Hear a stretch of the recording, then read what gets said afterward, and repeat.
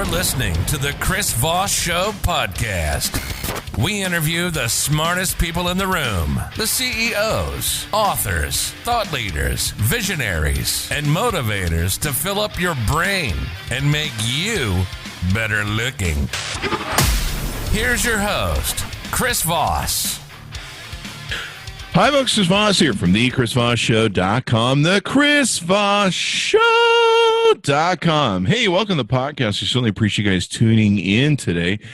We've been covering a lot of Black Lives Matter stuff. We've been having this discussion with a lot of different brilliant minds, great authors, speakers, etc., people that have these wonderful minds and sharing the experience of what we're going through culturally in America, what different things we need to improve, what things we need to change, what we need to look at internally into our own selves and our own mirrors, because that's really what all of this world is a wilderness of mirrors that's reflecting back on us, things that we need to change on the inside.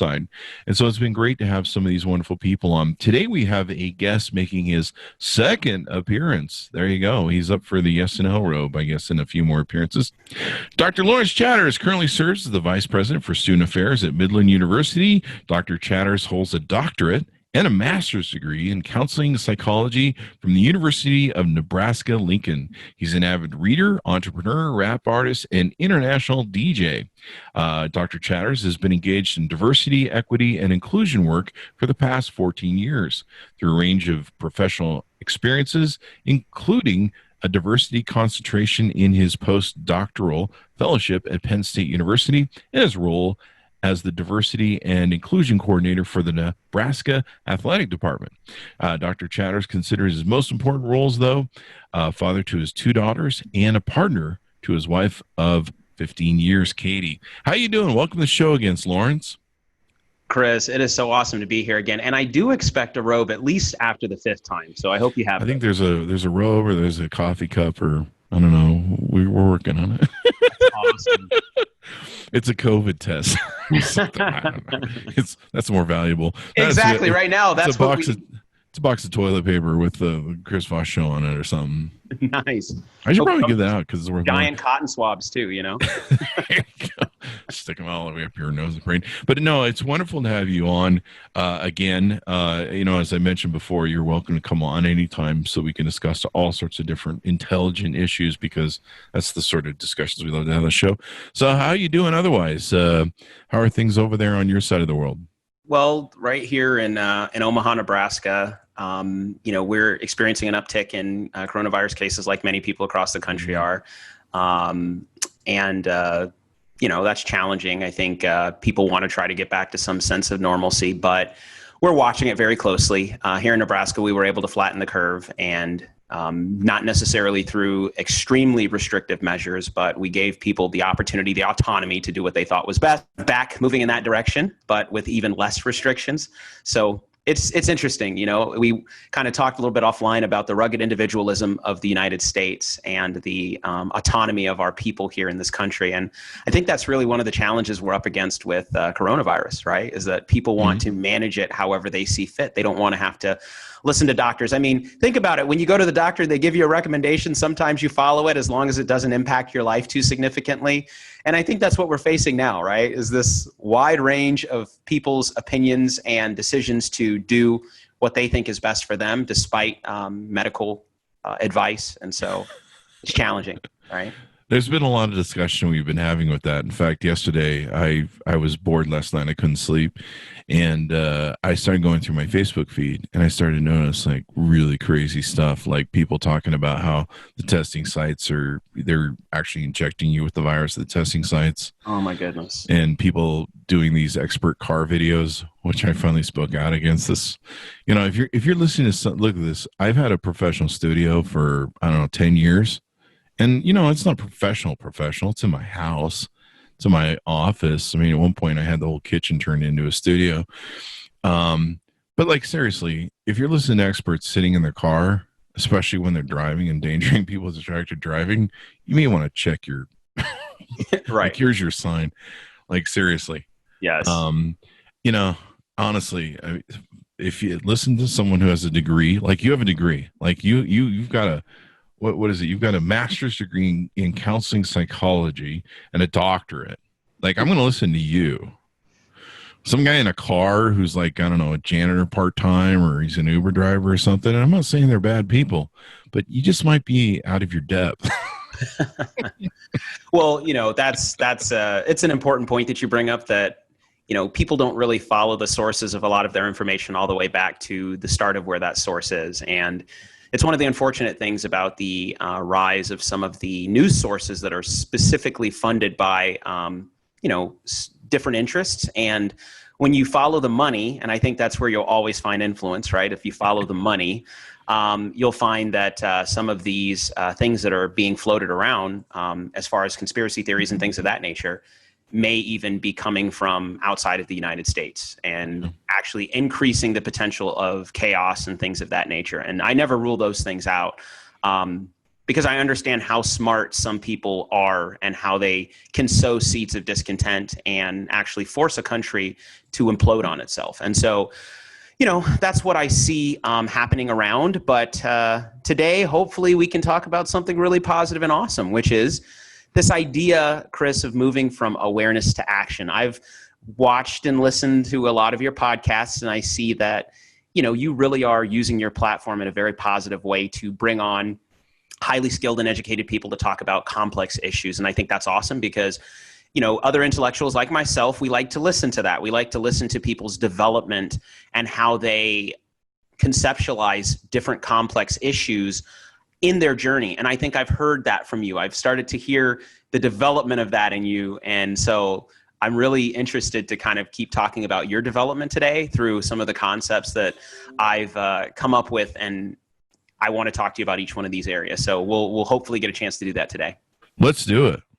So Chris, today I want to talk to you a little bit more about awareness to action. We have a lot of people out there that are, in my opinion, in the process of learning more. They're becoming more aware of what's happening around them. They're seeking out additional information regarding institutional racism and some of the other challenges that people of color face in the United States. And I've actually had a chance to talk with some of those people, some of my friends from high school, who just say, hey, Lawrence, I want to call you and talk about white privilege. This is not a concept I ever understood or believed in, but now that I've done more research, I get it. And I really want to talk to you about it. And I've tried to make myself available, as I'm sure many people of color out there have made themselves available, to have discussions, because we know that it forwards the movement as we can, get more people to be a part of it. But I want to talk to you a little more about your journey today, Chris. So this is, it is the Chris Voss Show, and today it's really going to be the Chris Voss journey, because I hear about it. Okay, so I'm scared and thrilled at the same time. You should be, because anytime a psychologist comes on here and gets to ask you questions, oh crap! Yeah, I just forgot you're a psychologist. I'm screwed now. Well, no, you'll be fine. But the acronym that I've come up with that kind of describes the journey that a lot of people are on right now is POWER. And when I think of power, specifically, I want you to understand that I'm thinking of the superpower that most of us have as human beings to really raise our awareness and become advocates. And in us realizing our power, as I will spell out the acronym for you, I think we help other people realize their power. So the P of the power is privilege. So the first thing we're going to talk about today, Chris, is tell me, what are some of the privileges you feel you have in this country as you have looked at the current circumstances that we're experiencing? What are some of the privileges that you've seen you have? Good. I thought we were going to talk about how my father didn't hug enough as a child. Not yet. No, sorry, I had to throw that in there. I mean, there's an endless amount of white privilege that I have. When I get pulled over by a police officer, I know I don't have to worry about it. I don't have to sweat at all. I don't have to think about it. In fact, I know, especially in my older fat age, when I was younger, they liked to ticket me for speeding, but I had a BMW, so I was speeding. But no, I know that I don't have to worry about that, and I'm likely to get off. Like, there's kind of a code. I don't have to worry about when I apply for a job, or if I work with people, that people are going to judge me based upon my name. I'm pretty familiar with, I forget the different reports and studies have been done on it, but they found that people, when HR people are looking at different names, they identify certain names racially. And if they have racial bias, then they tend to go for, well, this person isn't, this whole racial profile. God, there's like a probably a long list. I know that I'm probably never going to get a long jail sentence for any of the crap I've ever done. How about that? When I look at the amount of people that are in prison and the racial makeup of everyone that's in the prison, you see the racial bias there. I don't have to worry about getting beaten by a cop. You see this all the time right now in the videos of these cops. You have some white guy, he pulls some crap, and the cop's like, "Hey, just calm down. It's going to be fine." You see the white kids, like the young man who shot up the church and killed all the parishioners there. They let him out in cuffs and even took him for a McDonald's burger. Meanwhile, if you're just selling cigarettes on the side of the road, or you might have passed a bill that's bad, a counterfeit bill, then we got to beat you over the head. God, what else do I have white privilege on? No, I think that's a great place to start. And you are certainly aware of those privileges. And all of the things that you're saying are things that are real. There's statistics to back these things up. There's real life experiences to back those things up. There's real life experiences that people of color have where they've suffered through the opposite end of those privileges, not necessarily being extended that privilege. I think that's honestly one of the first things that people have to understand, Chris, when they're going about this from awareness to action, is they need to understand what their privileges are. Likely you understand your privilege as a male as well, right? Here in the United States. That's an important thing to recognize. And so then as you start to layer those things on top of each other, white, male, likely have some socioeconomic status, some opportunities, a platform, all of these things, they're privileges. And so in those privileges, I think as other people start to think about the beginning of this journey from awareness to action, they need to think about what their privileges are. I also think of my privileges. I think of the fact that I have an education, right? I have a few degrees. I have access in some specific areas. I have the ability to intellectually articulate myself. So if I need to make a point, I can do that. I can be in certain spaces that other people may not have the opportunity to be in. I'm good at writing, and so from that perspective, I can express myself as well if I need to. If I need to send a letter to somewhere to get something, I can do that. I have privilege of being able to walk. Some people don't have that privilege. I have the ability to hear. I have the ability to see. Now I'm stepping into some other privileges, Chris, that people don't usually think about, right? So that's the first step. And I think you have done a great job of being able to articulate and understand those privileges. So that's one of the things I want to encourage people to do, is do that self-reflection. You had an individual on your show the other day talking about the James Baldwin book. And one of the things he said that was very enlightening to me that I've always felt is that the challenging part about going about this journey of understanding institutional racism in the United States is that it first takes an internal journey before you can understand the external. If you don't go on that introspective journey, it's difficult to understand how you and other people fit into this mix of things. And so I want to know from you at this point, what kind of internal journey did you go on to understand all of those privileges? How did you go about that process internally? One thing I thought of while you were talking, because you made the point, actually, I was given a pretty good school that was well funded, and I had a good education for the most part, even though I failed at most of it, but that's me. But I had a good education, and a lot of people in poor communities or like Harlem or different things have schools that aren't funded well, probably from systematic racism. Yes. And so they don't have the same opportunities, especially when it comes to getting a job. Where did my journey begin with race? My introspection has been kind of weird. I grew up in a Mormon cult. And there are two religions that I refer to as a cult, Scientology and Mormonism. They're both space cults. From 3 years old, I knew it was kind of this stuff wasn't logically working for me. I couldn't put two and two together. And so ever since then, I always question things like what I was told and stuff. And so I always had the seeking mind. That was, people tell me things and I try and put stuff together.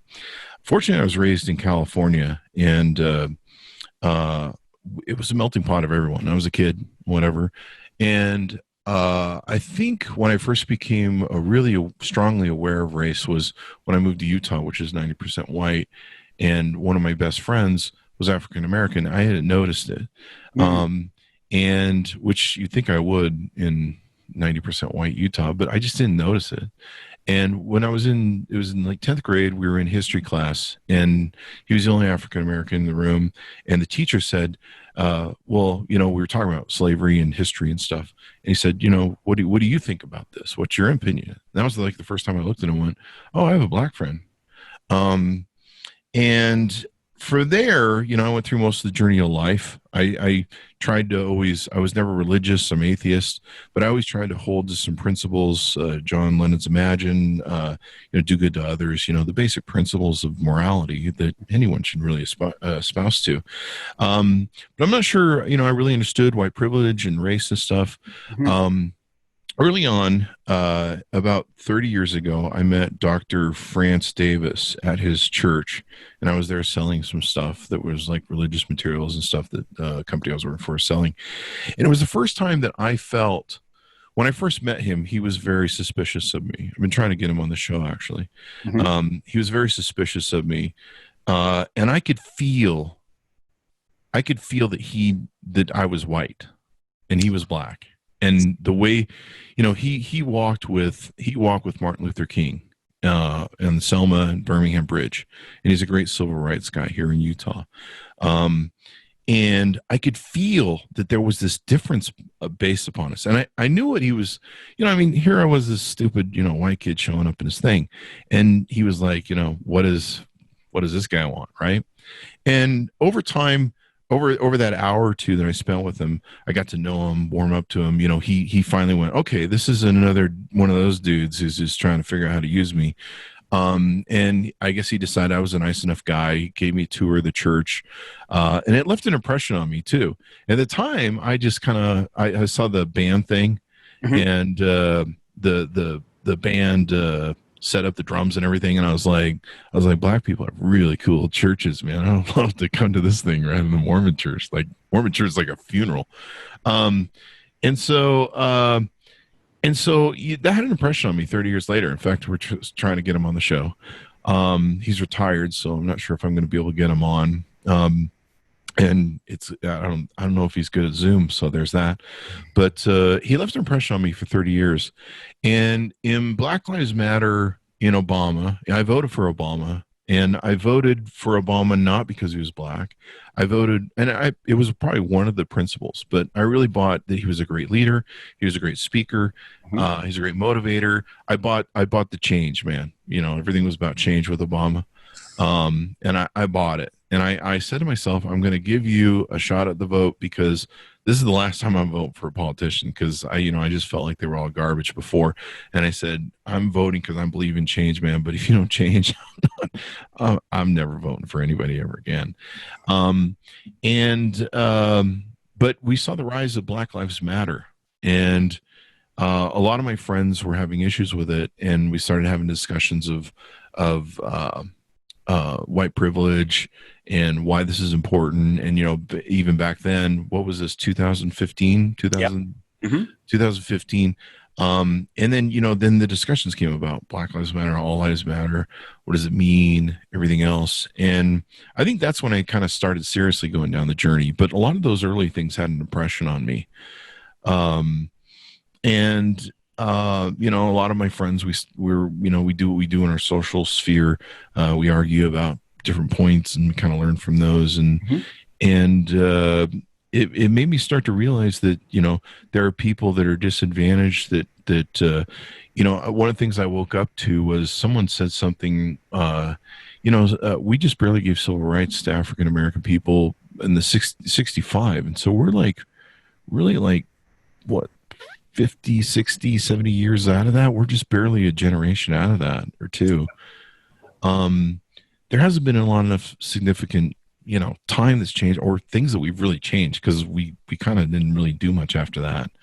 And so that was kind of my journey. And and then of course, it got deeper when Donald Trump was running for election, because I could see the racism coming out. I could see it from my friends coming out that were closet racists who'd been singing "Kumbaya, Obama's president," and then all of a sudden you started seeing the creep come out from the closet racists with Trump says we don't have to be PC, so we can say the N-word and whatever we want now, and you're just like, wait, I thought you were let's all be one, and they're like, no, we're gonna call out racist or be racist and do what we want because Trump says okay. And so I kind of started going on this journey of looking at racism, looking at my contribution to things, because that's what I usually do is I go, what am I contributing to this? I actually did something that was kind of interesting that I never heard a lot of people doing, but I started doing a thing after Trump became president, and I learned all the white nationalist codes, words like culture, and when he says our culture, he doesn't mean like all Americans. He means like white people, especially white nationalist people. And so I started learning the code words, and I started reading and learning about white nationalism, and I'm like, holy, there's like a whole thing with this thing. I thought we buried these people in 1950 or something, but we didn't. And so one of the things I started doing was I started walking around and looking at faces. And I learned that there's this thing that we do with faces, and it goes back to our caveman days, where we look at someone's face and we make judgments and decisions about them. Absolutely. And a lot of times they're very inaccurate, right? Yep. So I started doing that, and I started kind of looking at my own prejudices and my unconscious bias. I'm like, so what did I just judge about that person? Did I fear them because of maybe they looked a little subversive, and why did they look subversive to me? And I'm talking everybody. I just started looking at everybody's faces and started kind of listening to what my unconscious bias is. And I probably still have them. I don't know if I'm perfect on it, but this is part of the journey, and I started talking about it. So sorry for going long on that. No. So what you've described, Chris, in your own personal journey is that it's taken you a lot of work, a lot of time, a lot of exposure, and a lot of deep thinking to recognize what your privileges are and where you currently stand. And I think that's so important, because people in this moment who haven't done that long-term introspection, they feel as though they're supposed to come to an understanding right now about what's happening, but it's not something that happens so quickly. It actually takes time, and it takes energy, and it takes pain, to be honest with you, right? So I think you've described that. You've described likely some of the pain that you felt when you couldn't change some of those beliefs and perspectives that you had of other people. And you're like, gosh, that hurts. Like, why would I think that of somebody just because they look a certain way? And I need to change that. I need to actively be aware that this is what I'm attributing to that person, because maybe that's what my experience was in the past with people that look like that. Or maybe I had a bad experience with someone that looked like that. So my brain is telling me, don't interact with someone like that again, because it might lead to another bad experience. That could be anyone across the board, not specifically talking about anything from a cultural perspective, but our brains do that for us automatically, by the way. They say yes and no. That's what our brain does for us in an instant. It's a split-second decision. It's a millisecond, actually. That is brought on by, like you said, our evolutionary amygdala, our animal brain tells us we should either fight or we should take off, right? Yeah. And so if you think about the United States and you think about the history of certain peoples in America, there had been a concerted effort to create a difference, a shift, a change between people's thinking about certain types of people. So it automatically led to looking at something and making an attribution. And what I can honestly say is that, when has that been positive for people of color in the United States? When have we ever, as a country, taken a concerted effort to say, when you see people of color, think positively, right? The news doesn't do that. Our criminal justice system doesn't do that. There are no major institutions that attribute the positives to people of color at this point. It's the opposite. So that's the same world that we all grow up in, all of us. As a matter of fact, me personally, in my own personal cultural identity journey, there was certainly a time frame of potential self-hatred and just not necessarily being proud of being who I am, African American, right? So this is a part of that journey. It's that introspection. And I appreciate you being vulnerable enough to talk about when it started for you, which wasn't necessarily super young with the cultural understanding, but it was kind of at a little bit older of an age when you had that experience with that classmate of yours. And it raised your awareness, right? But then later in the process, you really started to feel comfortable enough, I think, in your own personal journey, and correct me if I'm wrong, but to do the next thing in the POWER acronym, which is to actually reach out to people of different cultures and start talking to them about your personal journey. And not only other people of other cultures, but people within your own culture. And you started having these discussions, which I think is an important point to make, is that as people of color, we have these discussions all throughout growing up. It's something we do in our household. It's something we do with our families. It's something we do with our friends. It's a constant narrative. But for a lot of white people in the United States, having cultural discussions is not a constant narrative. It's actually something that they sometimes shy away from because they don't feel perhaps that they can, speak eloquently about culture, even though they do have cultures that they grow up in. They have certain traditions that they have in their families and things of that nature. But the next point I want to ask you is, when did you start to feel comfortable with this outreach piece of talking to other white people about, maybe we do need to observe and understand our implicit bias. Maybe we do need to figure this out. And then when did you feel comfortable enough to step from that journey into talking to people of color about their experience and even learning more? Because that's that next step. I've always been a big mouth in social media. I've always been a big mouth, like all my life. In my companies, I used to do all the newsletters, and I've always just been a big mouth. When you own companies, I was CEO since I was 18. You talk to everybody. You're always selling. And so when social media came along, it was very natural for me because, I got a big mouth. So, we've always talked about a lot of different things. I'm not sure when it exactly started about race. I mean, certainly over time, I really became conscious of it probably during the Obama years because, that narrative started coming out of Fox, and you would see my friends pick it up. He's got the tan suit, and you're like, seriously, like. And then you would start to see there's an old post I have. You can find it somewhere in 2014 or 15, where I'd really just gotten sick of the narrative from my friends. Some of my friends. It sounds like I have all racist friends. Some of my friends that aren't friends with me anymore. And I'm like, you know what? I've seen so many posts about how you hate Obama for this and how you hate Obama for that and how you hate Obama for this. And you know what? It's clear that you just don't like having a black president. You don't like having, number one, someone who's over you, who's black, and number two, someone who's probably more successful than you.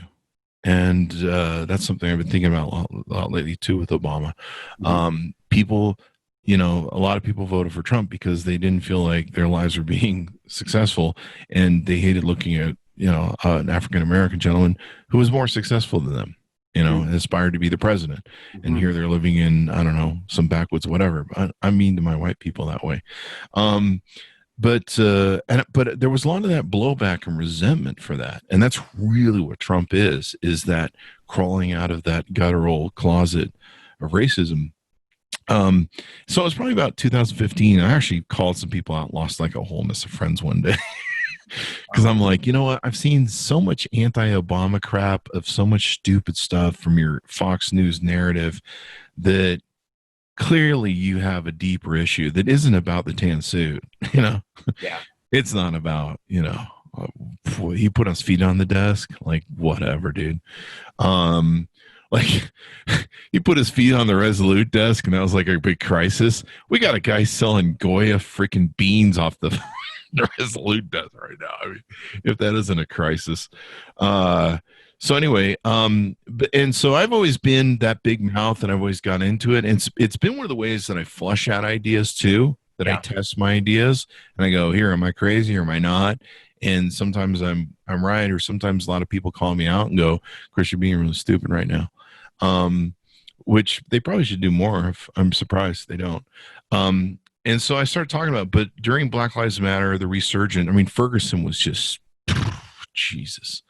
I mean, seeing the riot gear, the army militarizes Ferguson riots, the abuse of protesters, the whole militarization of it. They even had, I remember calling out early on that rule that I think was the Bush era rule where they, gave all the militarization stuff to the police. I'm like, this isn't good. This is going to become all soldiers of war.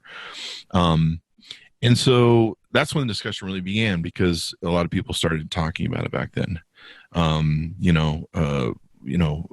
It was just, and I think shortly after that, there was other people gunned down.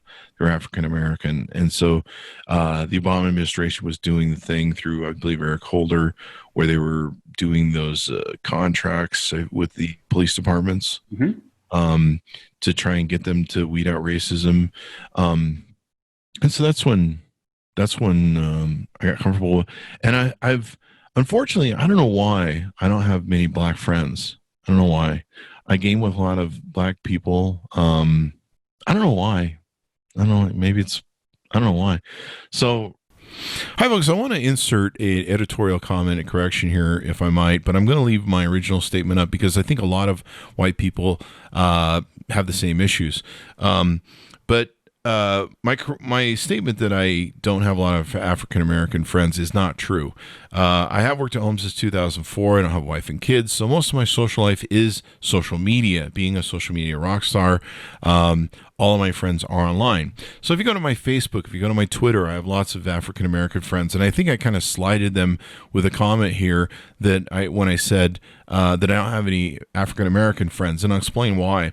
A lot of them are active in my discussions, either privately. I've sussed out these ideas on how to talk better and what's right, what's wrong, what should be done, what's going on in our society, et cetera, et cetera. And many of them have done wonderful contributions to what I've tried to do and the discussions that I've tried to have and trying to make the world a better place. And I think the problem in my mind is I don't make that distinction. You saw Trump make that statement, well, there's my African American friend over there. I don't really make that distinction with them in my friends group. Like I just don't even think about it. There's all my friends. And so I want to make that correction because they're listening. They're like, Chris, you do actually have African American friends, you idiot. And yeah, I'm not the most brilliant guy in my old age. There you go. So I just want to make that clarification because it was unfair to them. When Black Lives Matter came about again, I started inviting people on the show, and I really didn't go out and say, I want to invite black people on the show. Mm-hmm. I just realized that we need more exposure, and we reached out to a lot of authors. And so we started having more authors on. I think I brought you on because you were an author of a book, and I was just looking for really good guests. So I didn't really set out with the mindset of like, let's bring more black people on the show to talk to them. One of my good friends, Darlene McDonald, should be on tomorrow. She's been on before. She's running for politics here in Utah. So the main reason I had her on the show was just because I want Utah to turn blue. And so I brought you on as an author, and I knew you had a great degree and stuff. So I really didn't bring you on to talk about African American stuff. I was just looking to fill out the show. Since in the last few weeks, we've done huge deals with book publishers to bring more people to the show. And there was kind of you could call it more serendipity than agenda, if you will. Okay.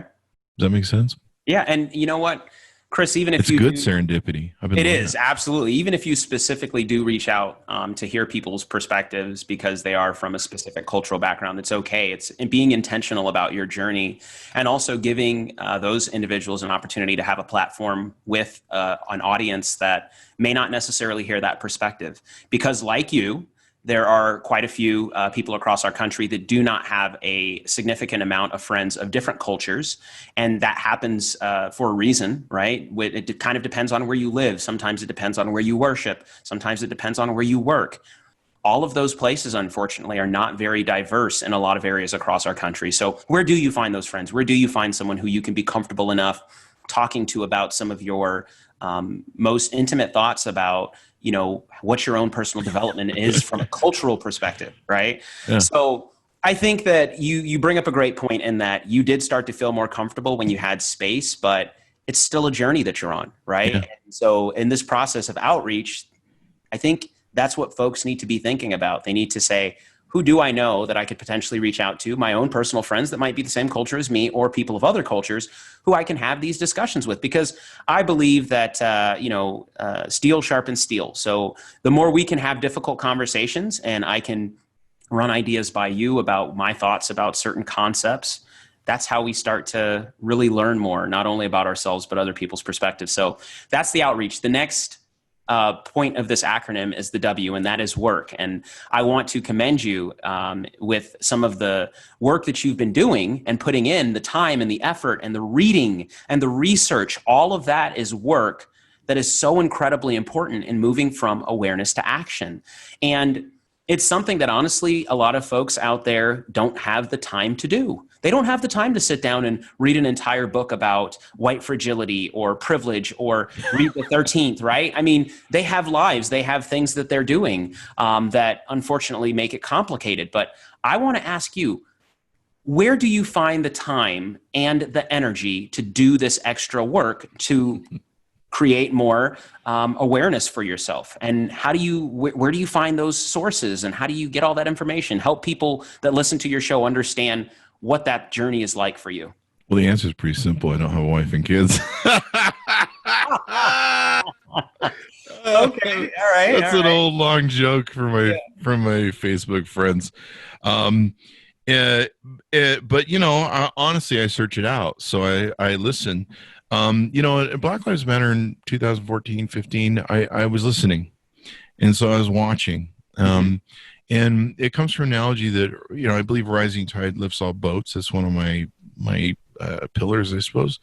And I was like, there's people that are calling out for help. Like if you called me out, the analogy I recently came up with, if you were drowning or vice versa, if one of us was drowning and the other one called out to the shore and said, "Hey, can you save me? I need help right now. I really need some help." And you're like, "Hey man, it's not drowning lives matter. It's all lives matter, man. I can't get wet right now." I mean, that's kind of I don't know if that's a good analogy. That's the first time I've ever expressed that, but it's kind of that way. I mean, there are people that are calling out saying, "Hey man, we're really hurting right now. It's not working out. And you guys are part of the problem. And we'd really like some help from your end. Can you listen and learn? And can we work together? And can we all hold hands and make America better?" And so to me, that's what this whole thing really is about. When you look at the percentage of the population, the people in the room are largely white. We certainly have 400 years of very ugly, nasty history, very violent, mean. We're not the greatest people. Let's put it that way. So some of it does have not having a wife and kids. It would be very hard for me to do a lot of what I do without with having those challenges. So I feel for people that have families, because it's hard chasing those kids. Challenges. That's funny. It's a challenge, But I listen and learn a lot too. Like one of the things I do is I do a lot of Audible books while I'm working. Yes. So there's stuff playing in the background and everything else. I watch a lot of videos, but I listen and learn. I try to as much as I can. I'm always working on being a better listener. And so you just have to apply to yourself. And some of it's not material that's. I think the biggest challenge, and you'll probably validate this for me, but the biggest challenge is it's not stuff that makes you feel good. Right. Like we like stuff that makes you feel good, like, yes. I don't know, Marvel TV or whatever. Yes. Dealing with the shame and the pain and the realization that maybe America's not great. Maybe this whole fabric that we built of 400 years of kind of manifest destiny and this whole America's the greatest, a long time ago, I studied, 10 years, 7 years or something. Every time someone says America's great, I always give them that newsroom or whatever bit that what's his face does on the TV, where he goes, "What are we great in? Like people who believe in angels and people who imprison, or people or a country that imprisons the most people in the world. Like, what are we great at? We suck in education. We suck at everything else." And I mean, if you really look at the numbers, we're failing on so many different levels, especially compared to other countries. We have this attitude that we just think we're great. Well, Chris, one of the things I do want to validate is that this is very difficult work. And I think it doesn't make people feel good to go on this journey and find a better understanding of yourself through this process, to reach out to other people and hear their pain, to experience your own pain as a result of this process. And then all of the challenges that people find with finding time to do this, it's very difficult. And you're not going to walk away feeling good ever, really, when you're doing some of this work. And I think that that's one of the challenges that people who are allies and advocates face, is that anytime you want to disconnect from that negative journey, you can just step back and say, you know what, I'm just going to be who I am. Like I've done enough work. I'm okay where I am, and I don't need to make any more progress. I'm fine. I'm good.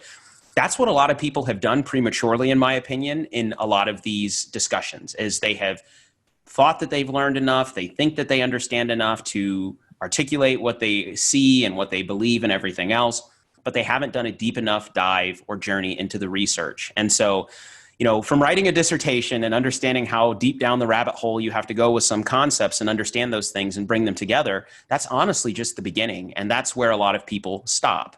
They see things, they hear things, they read things, and then they never really discuss them. Getting a degree is very difficult because you have to see all the pieces, how they fit together, and then you have to be able to understand and even get to a point where you can teach these things at some point. So it is a difficult journey. And one of the other points that you made that I really wanted to emphasize here is that one of the biggest challenges of the Black Lives Matter movement is those very three words agitate some people in our country. Okay? So Black Lives Matter. People are thinking automatically in our country, but what about everybody else?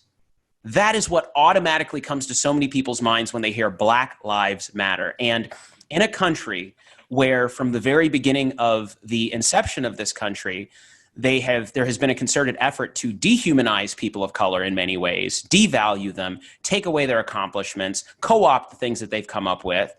It's contradictory to put those people first, right? So it agitates some people when they hear Black Lives Matter. They automatically say, no, all lives matter. How could Black lives matter any more than anyone else? Because they've learned all their life that is not the case.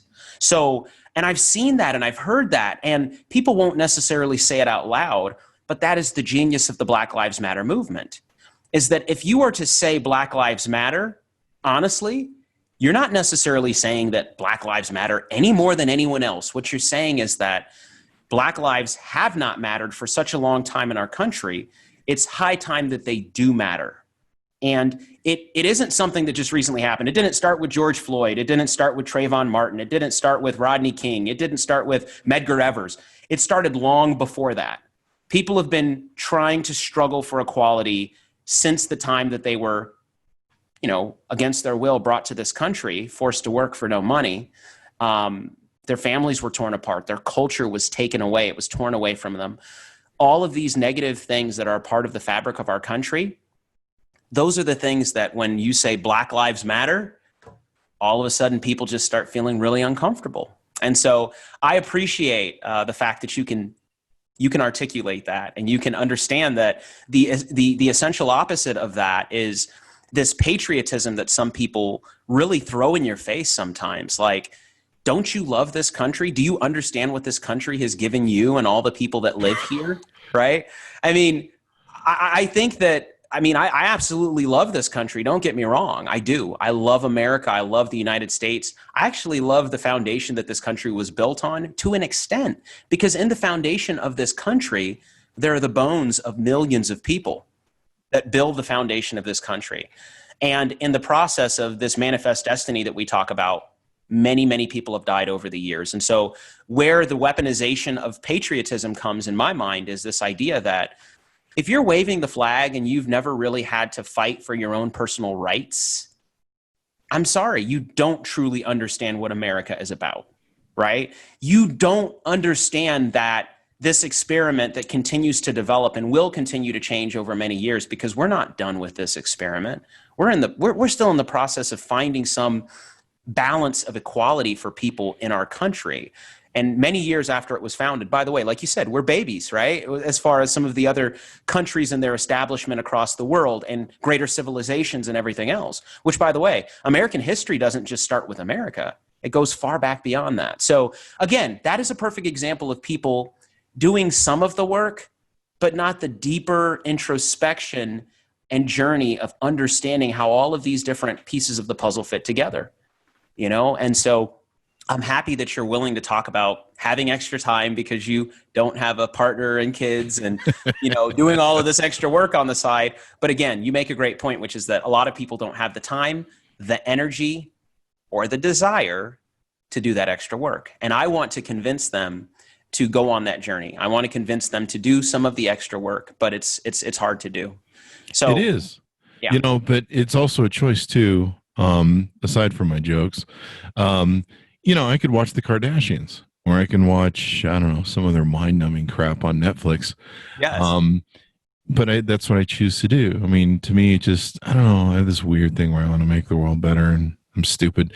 To me, that's my contribution because I didn't have children. So instead of making some children better to put out in the world, or worse, if I had children, you know, the world is kind of my, like, my contribution, my children. So to me, that's, I don't know, I'm weird. I love that. That's a great way to think about that. I've never really been thought about that, you know, that your contribution is just, you know, really increasing your knowledge, increasing your awareness, and then turning that into action. And it kind of leads to the next thing that we're going to talk about, Chris. How have you become empathic to the struggles of other people?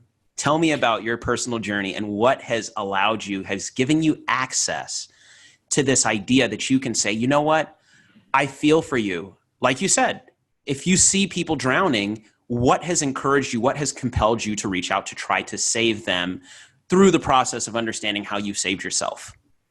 I'm not sure why I'm built the way that I'm built, but it seems to work for me, so it's going pretty good. I'm not on cops or in prison, although I probably should be. I seem like that white trash guy who always gets picked up at the trailer house, but I probably look like him too. But I don't know. I've always been empathetic. I don't know why. I've always sometimes tried to save people in a crazy sense. Or help people or reach out. It might come from a bully experience I had as a kid, where I was being bullied at school, and this kid and his little friends were having, you know, they're just ruining everybody's day, taking their lunch money. And I think my mom or my dad said, you know, you should just pop him in the face.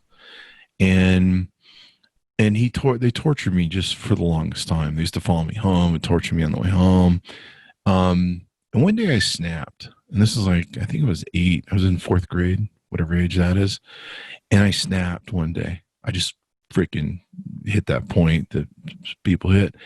And I laid into him, and I bloodied him. I put him on the floor, and I just lost it, like completely lost it. And he never bullied me ever again. And my father, I really don't want to get into too much of this, but my father wasn't the nicest person in the world. He was he liked using his belt a little too much. Mm-hmm. But he taught me a lesson by antithesis that I took from my father. It was one of those lessons that I learned, that be nice to the nice people and be viciously mean to the mean people. And the reason you be viciously mean to the mean people is because they're the people who prey on the nice people. They're the people who come down the beach and kick everyone's sandcastle over. But be nice to the nice people, because if you reach that point in your mentality where you're mean to everyone because someone was mean to you, that's not right. What you have to focus on is who the problem are, the mean people. So I've always been one of those people that I'll be on the beach with everyone else really nicely, and the mean person comes down and kicks everyone's things. And when he comes to kick mine, I'll rip his arms off and his legs off and teach him a lesson. And I'll be like, don't be mean to the mean people. I just did that to someone legally recently. I used legal methods. So at least now I do. But for some reason, coming out of that experience with my father and making that rule in life, I have a thing about bullies. I don't like bullies. I have a real problem with it. So anyway, I think that just made me more empathetic. I know that early on, I used to get these history cards, and I forget what they're called. I need to look them up. But I would get, we were cards about history, and a lot of them were about the race experience in the 60s. Mm-hmm. And so I saw the young girls, and I'm sorry, I can't remember their names, but they were led into the colleges there, and I think it was Alabama. Mm-hmm. I remember seeing where they were finally allowed to let to school, and they had the military there. And then there was the governor of Birmingham. I think it was George Wallace, Mm-hmm. or governor of Alabama, George Wallace. And I would look at these pictures, and, I had to work back then was this, this was 40 years ago. So there was just the medium of pictures. I didn't have videos. And I would look at the pictures and I'd study them because there was just like nothing else to do. And so you look at the pictures and you look at the hate and you look at the innocence, and you'd see these people that were angry, and the anger in their eyes, the viciousness of them. And you're just like, well, that little girl just wants to go to school. Like, I don't understand what the hell these people's problem is. And you'd study these things. And like one of the photos that had a really big impact on me was Martin Luther King standing on his front lawn next to his 2-year-old son. And there's a burnt cross there. And I remember just looking at that I've looked at it a million times, just thinking, what is that experience like? Like, what is that to have to explain to your son? Mm-hmm. Like, why people burn a cross, what that fear is. Mm-hmm. A lot of my friends that are of different races have had to have the conversation. I mean, every time one of these killings happens by the police, they go, we had to have a discussion again with our kids about how to deal with police. And you're just like, my God, the discussion. I don't know what made me more empathetic as a person. But somehow I just really about what other people are feeling. Maybe because, I don't know, I just put myself in their thing, but whatever my problem is in life, that sometimes I wish I wasn't more empathetic, but I don't know. I wouldn't be Chris, a better person. I've heard you talk about that experience before when you were interviewing the guy that wrote the book on Baldwin, and that really moved me, because I think that's the space where some people can actually move into that empathy, is through understanding the interaction between a parent and a child. And something else you described as far as your experience with bullying, and you talked about this juxtaposition of love and innocence and hate, right? So this idea that people want an experience, they want to move towards something because perhaps it's a love of education or a love of something, and there's a hatred in between them and that thing, right? And when you're thinking about bullying, you're thinking about the innocence of being young and wanting to just belong and be a part of something special as a young person. And there's a person that's between you and that experience who, for whatever reason, just takes advantage of you, and what you're really describing, Chris, is you're describing the relationship, I believe, that a lot of people of color have with the United States of America. We want to have a chance to get an education. We want to have access to spaces and live places. We want to take our kids to places and they have a great time and enjoy themselves. But there is a hatred that is woven into our country based on the historical context of what we've experienced as a people that stands in the way of that. And I truly do believe that it is through the understanding of this childlike curiosity of what would it be like to live in someone else's space or experience what someone else experiences, that is where that empathy can be found. And I think that's where you found that empathy. And I appreciate you being vulnerable enough to talk about not only that journey, but also your father and how he really told you, in my opinion, something that's extremely important in life, that is, in order to keep people from taking advantage of you, sometimes you have to appear to be bigger than you are. You have to be mean. You have to be nasty, right? Like, there's this thought process, I think, that exists in that a lot of people, including myself, who were bullied over the years, recognize that the bullies don't mess with the people who they don't necessarily think they can take advantage of. And therein lies why, and this will take a bit of a digression, but therein lies kind of this genesis of the black male in hip hop music, right? It is this tough guy, this bigger, over, hyper masculine individual who you better not mess with, right? Where do you think that caricature came from? It came from all of the pain and the hurt and the struggle that men of color in this country were dealing with over the years. And it is one of the things that I connected with from a young age, hip hop music in general, that lifted me out of my own feelings of inadequacy. Because I could look at a hip hop artist like a Nas or a Jay-Z or a Run DMC, Public Enemy, and I could say, those are black men who are powerful. They know what they want in this life. They sing about it. They rap about it. They talk about all of the inequities that are in the system, but we can beat it. That's where a lot of people of color find that step up out of their personal inadequacies, is through hearing the stories of other people. And so I apologize for that digression, but I thought it was No, I actually learned something new right there. Yeah. So simply put, what I have to tell you is that your journey toward empathy, it speaks volumes. And I want to share that with other folks that are listening to this podcast, that find empathy where you can, but do an introspection and think of what it was like for you when you didn't have the opportunity to do something, or you were kept from going somewhere because of some particular reason. And in that empathy, perhaps you will find a bridge to better understand the experience of people who are marginalized in this country. Yeah. You just taught me something right there about rap music and understanding the thing behind it. One thing I had a problem with, and a lot of people had a problem with, was why can't we use the N-word and you can? And fortunately, one of my favorite comedians, Bill Maher, went through an issue where he used the N-word inappropriately, and Ice Cube came on to a show and did this beautiful bit on why we're not allowed to use it and you guys are. And he explained it just so concisely, so perfectly. And I went, aha moment. Okay, there it is. Now I understand. That makes complete sense. And it made me understand that's what the beauty of these conversations are, is that we need to have more of these conversations. They're uncomfortable. Facing one of the problems I keep having is I keep watching more and more videos, especially in my research in James Baldwin and the era. I was watching the videos again with who we'll probably talk about later in the show, John Lewis. The beating, the violence, the anger. You see it, you mentioned Manifest Destiny earlier, where we went back to the Indians, and this 400 years, just this ugly violence of white people.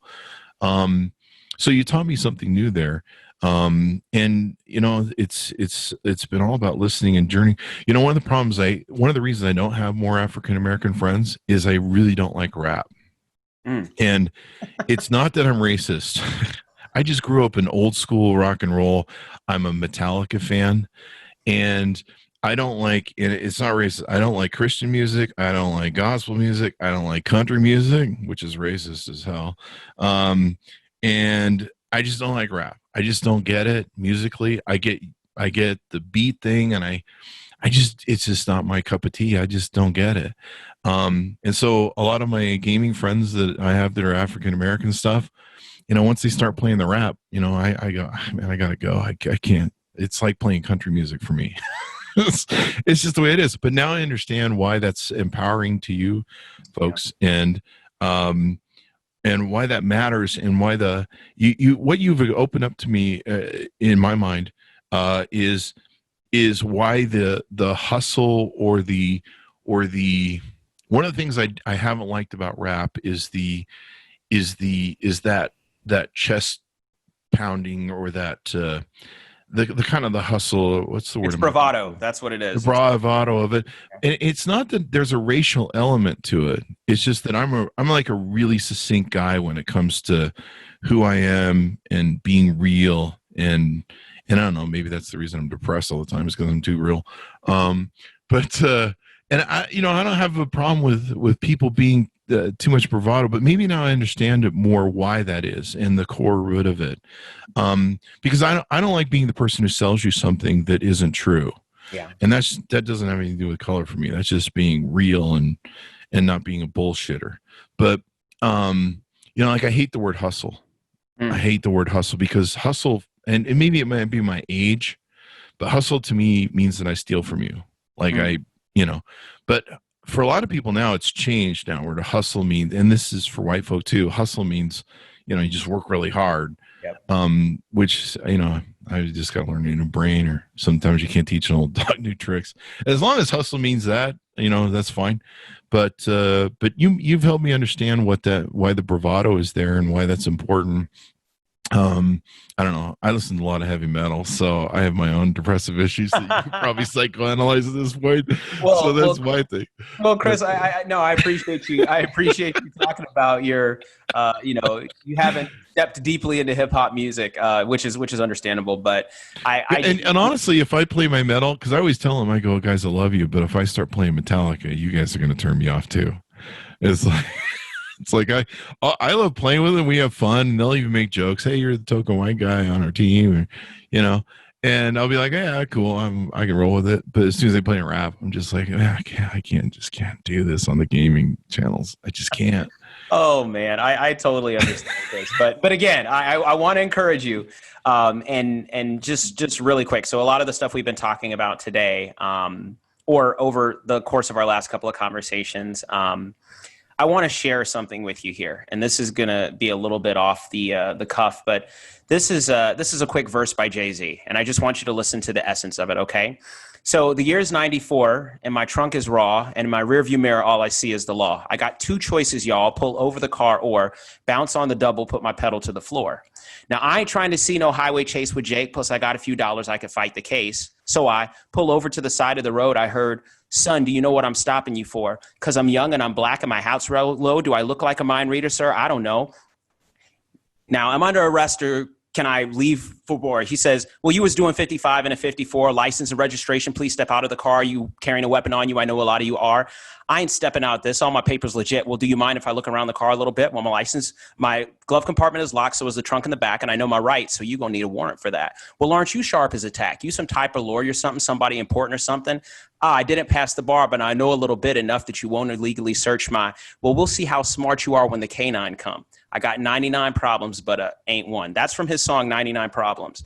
Now, in that verse, Chris, he says so much about the criminal justice system and having money and being able to fight the case, and this idea that black people are pulled over for minor infractions. You was doing 55 and a 54, right? License and registration, please step out of the car. Should you step out of the car for driving 55 and a 54, right?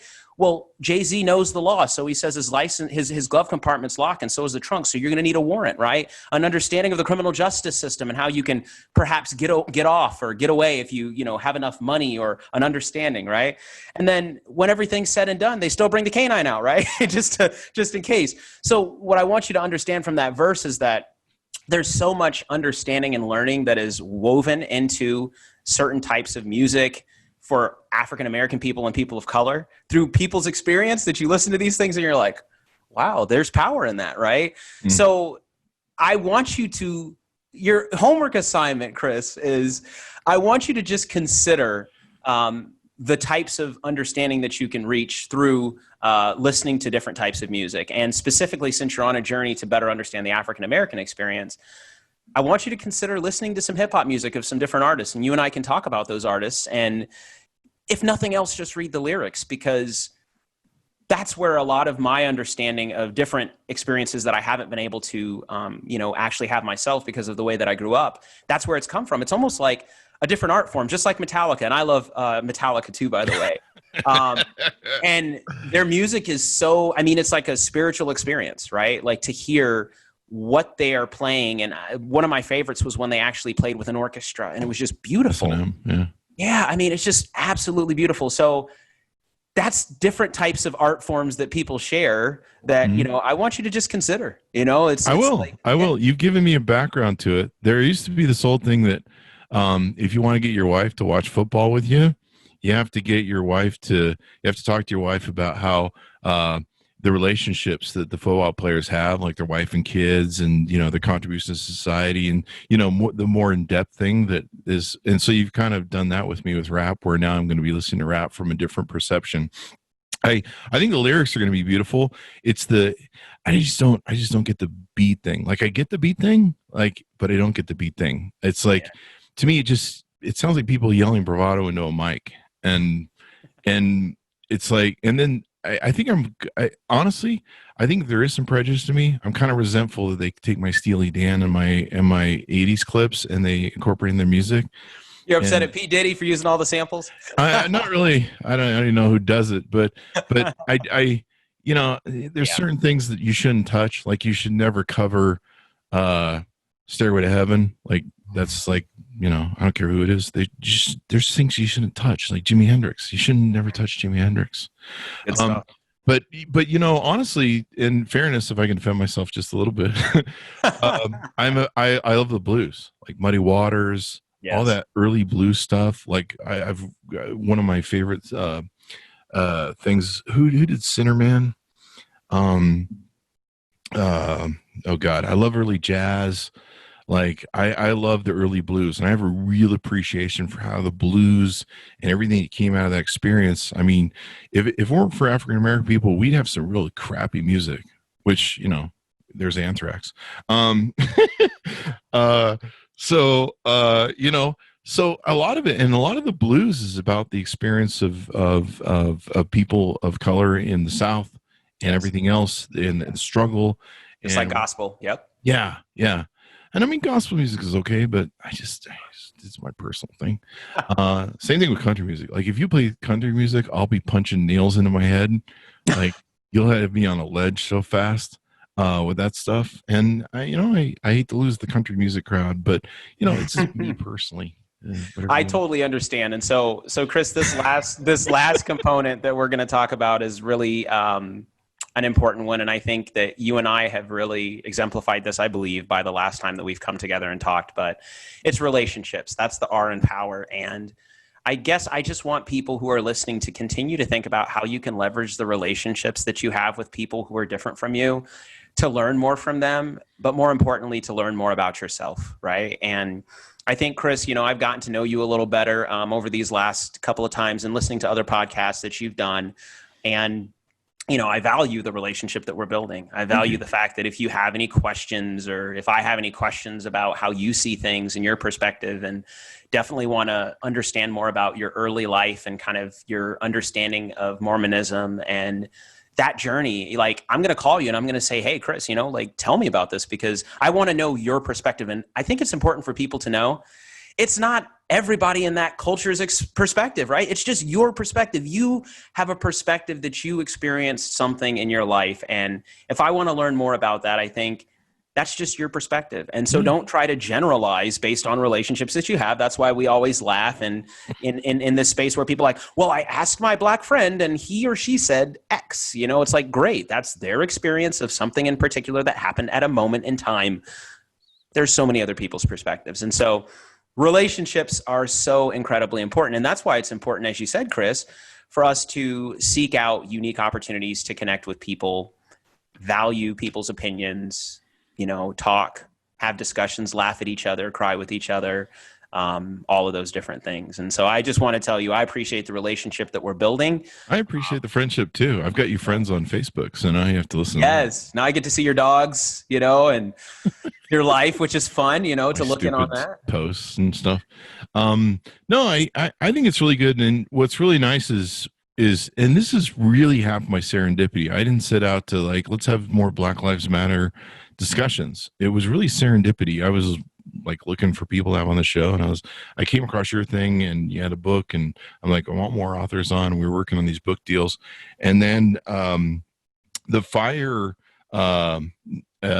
Nicholas Bacola, the Fire Within, or the Fire book that he wrote on William F. Buckley, and the thing came after yours, and you and I had this great discussion that went into Manifest Destiny and a lot of different things.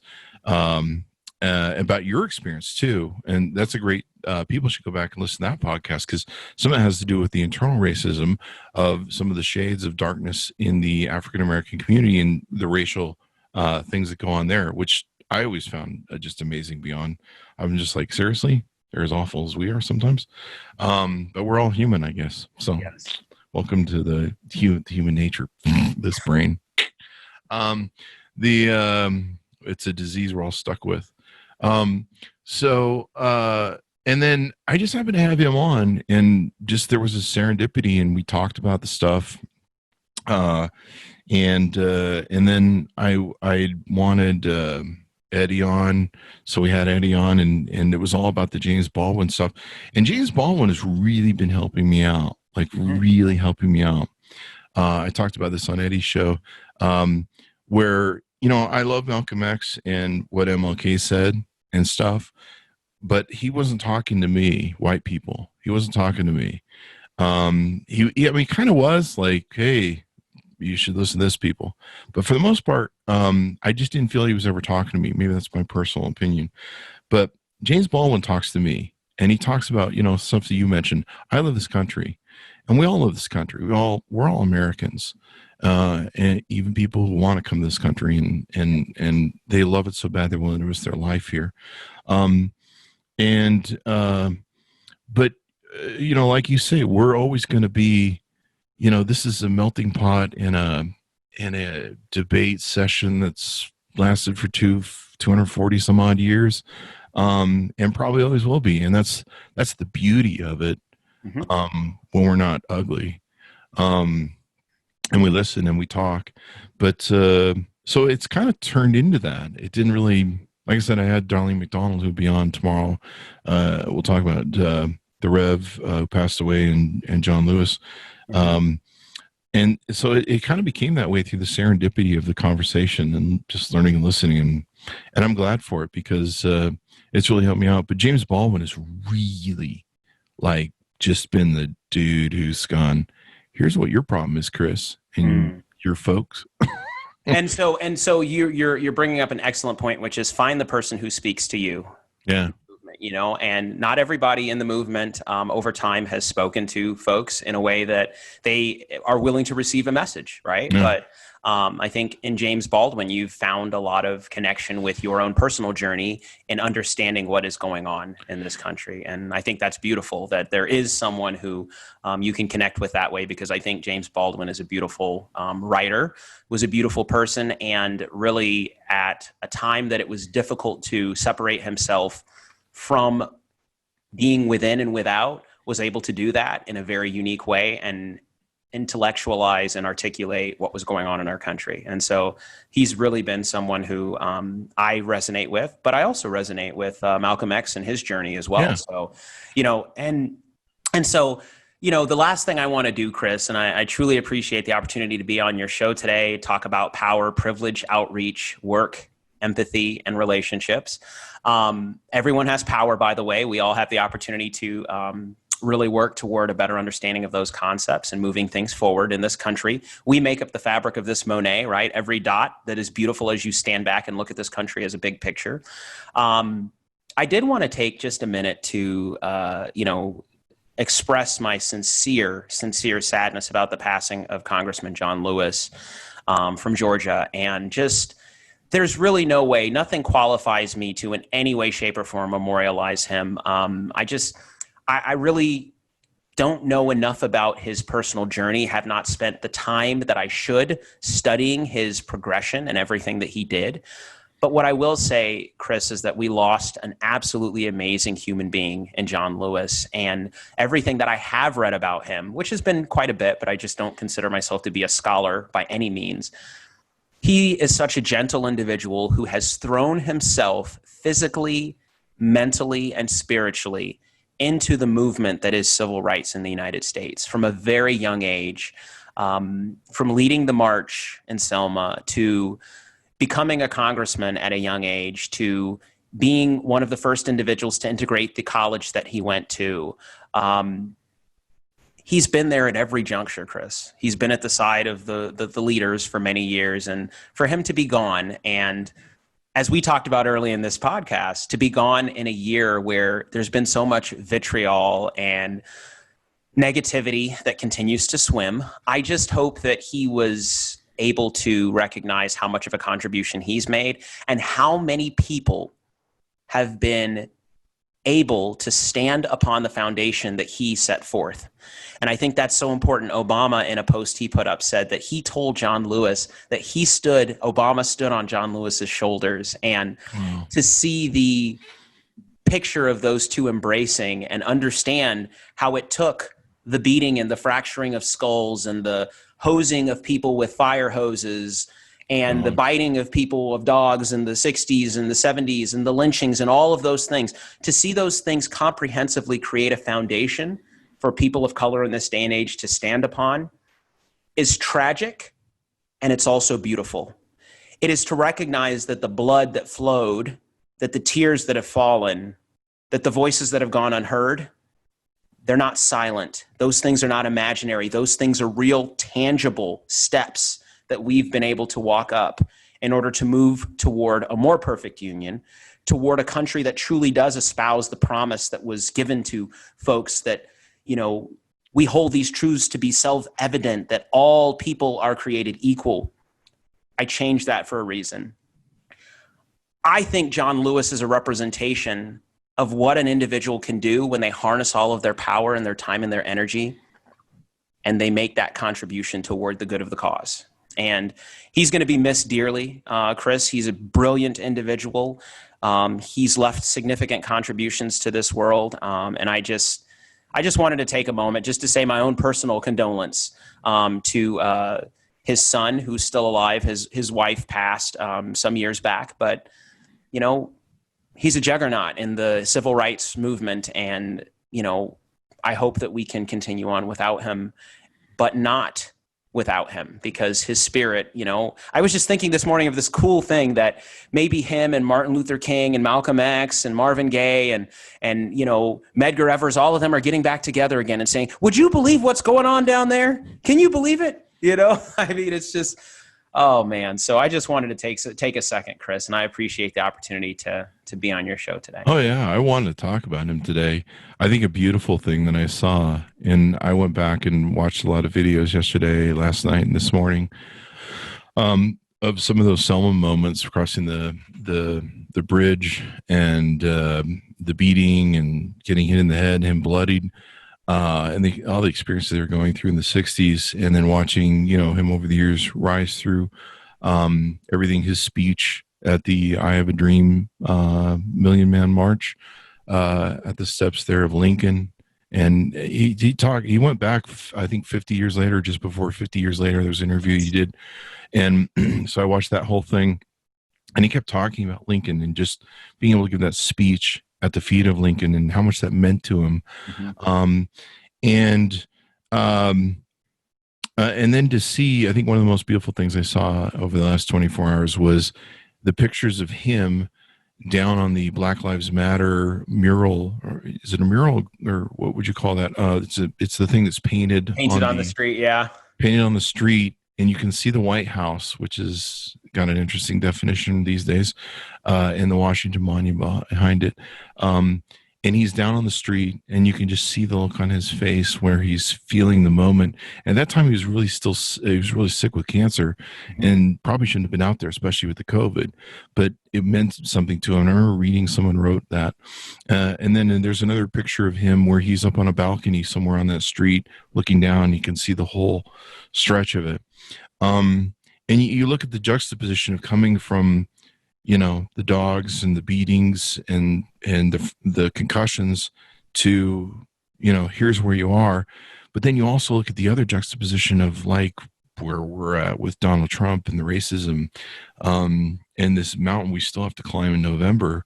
And even if we climb it, we don't even know what's going on. The secret police thing is getting out of control too. Who knows what sort of constitutional crisis we may face if we de-elect this guy. So I watched a lot of videos, and one of the things I was watching about him, and this is, I don't know, you're a psychologist, so you can figure out why I have empathy. I watched his eyes and I watched his face during the interviews, and the fact that he could forgive, and the fact that he didn't have any animosity, and that he was, and part of the reason I look at that is because I don't know that I'd be that person, because I have a very ugly side when people screw with me. But you have to screw with me really bad. Like, you have to come at me with a knife, and then you meet that Chris Voss. But you really have to be coming at me with a knife. Other than that, I'm nice to the nice people, viciously mean to the mean people. And so when I was I was looking in his eyes, and he talked to one of the things he was talking about in his interview is how actually one of the people who had beaten him in Montgomery or Birmingham came to his office like almost 50 years later with his son. And his son had been encouraging to have this conversation with him. And he came and he apologized and he cried. The police officer cried, who'd been a police officer. His son cried. They hugged. He asked for forgiveness. And I kept watching his face going, man, he's for real, man. He's like, I don't know that I could be that sort of person. So he's way better than I am. But the humanness of that, the core of being the Christ-like sort of humanness of being able to forgive like that and stuff. I'm not sure I could be that better person. And maybe the reason I look for that is because I'm trying to figure out how to be that better person. Maybe that's the psychology of it. But seeing being able to be the better human being after going through so much of that ugliness and seeing, 50 years, we've had some real ugly stuff that's gone on. The Reagan years, the racism, even in spite of everything that he championed, Elijah Cummings championed. I was a big fan of Elijah Cummings. And just seeing everything that he had to, the mountains that he had to climb and go through, and that at the end he could still have that Christ-like humility and forgiveness, even in the age of Trump. Like, if I start seeing Trump, man, I fired up. But I think he understood where we have to go and what we have to do, and together as a people, as all Americans. And Chris, the point that you're making is that there are a lot of people who have experienced significant struggle within this country who find it in their hearts to forgive and then continue to move on and continue to fight for the cause and the movement and have hope. And hope is so important. And it's hard to have hope without willingness to forgive. And I think that this is one of the things that has happened in our country is that a lot of people who have done wrong to other people expect those people to forgive them rather than changing their behavior. Right. Yeah. And so we can't really make progress if people keep doing the same thing over and over again, and then other people keep forgiving them. We're not making any progress. You're not learning anything. And don't apologize if you're not going to follow that apology by, updated actions that are going to lead to a different, consequence. But that is something that John Lewis actually said. He said, if not us, who? If not now, when? And so that's really what I want to end on today is we've talked about moving from this idea of awareness to action today. We've talked about the power that people have, but now it's time for people to stop thinking or conceptualizing and actually get out in the field and do what they need to do to help bring this country forward in a positive way. And politics in all of this conversation, it really doesn't have to matter. Everyone can make a difference. Everyone can do that introspection. They can better understand themselves and move forward. We have to do this as a country. If we don't do it, who's going to do it? If we don't better ourselves as a country, no one else is going to come along and say, hey, I'd love to make America better, right? We Americans have to go on that journey. And it's a painful journey that as you described, it's not fun, right? You're not going to go and read a lot of information that's going to just make you giggly happy about the history of our country when it comes to some of these dark secrets that our country has. But in doing that, we are helping our country become better. So we have to do the heavy lifting. And I'm happy that you started with your show and using your platform to facilitate these discussions. It's awesome. Yeah. The more we can bring, the more conversation we have. One video series I've been really enjoying is Hard Conversations or something on it's on YouTube. Yeah, with the black man. Yeah, with the black man. It's with a sportscaster, I think, or a sports athlete gentleman. I've gotten out of sports, so forgive me. But the more conversation we can have, the more we can listen, the more we can understand each other.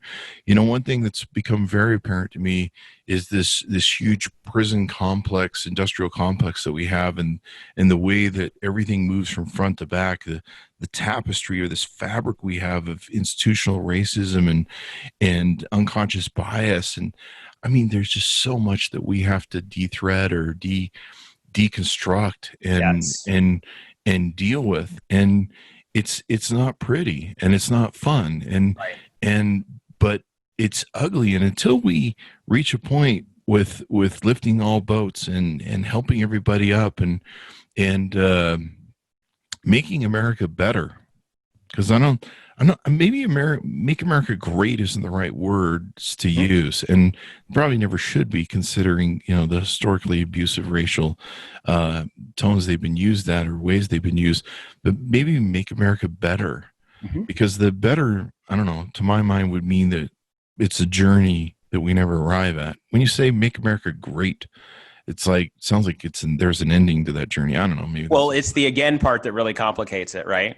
Yeah. Make America great again. Like when? Wait a minute. When was it When great? was that? Yeah. I mean, But again, originally coined by Reagan. And for who? Right. Exactly. For who? That's right. So I think, yes, let's make America better together, and let's go about that journey. It's going to be tough. It's going to be really painful at some times, but honestly, I think we're making it a better place for our future generations. And like you said, I mean, if that's kind of one of the things that you do and your legacy, and that's one of the things that I consider to be my legacy as well, we'll be in great company with the other people who take on that journey.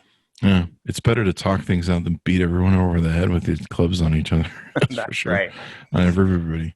So anyway, thanks, Monas, for tuning in. I certainly appreciate you guys being here. Lawrence, you're welcome to come back anytime. I think you know that. Just learn to listen. And I think Lawrence has done a great job explaining a lot of different things that we should be thinking about. To my honest, for tuning in, be sure to go to the ucvpn.com and the YouTube channel. Lawrence, give us your plugs again so people can look you up on the interwebs. Yes, my plugs mainly on Facebook.